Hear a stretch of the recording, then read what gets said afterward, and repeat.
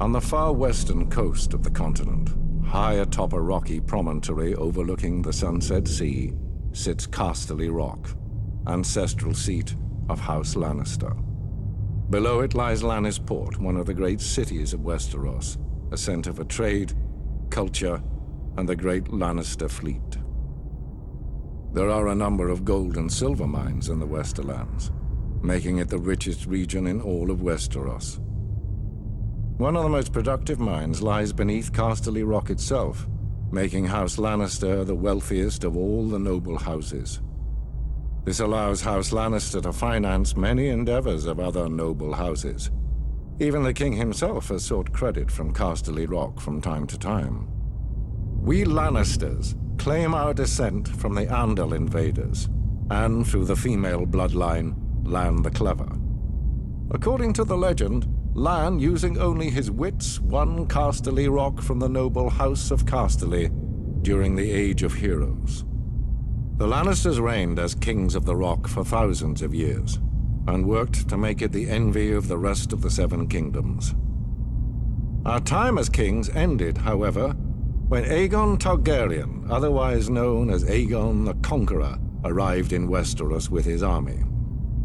The last king of the Rock, King Loren Lannister, joined forces with King Mern Gardener, the king of the Reach.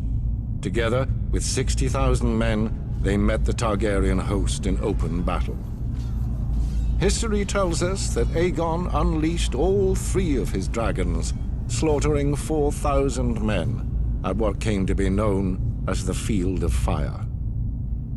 King Mern himself was burned alive that day, and House Gardener turned to ash with him. Seeing both the threat and opportunity the Targaryens represented, Loren wisely surrendered and aided Aegon in his further conquest of Westeros. The Lannisters were thus appointed Lords Paramount of the Westerlands and Wardens of the West, titles we hold to this day. Let us be clear, though. It is neither luck nor royal favor that makes our house prosperous. There have been times in our history where some have thought us weak, lazy, or opulent.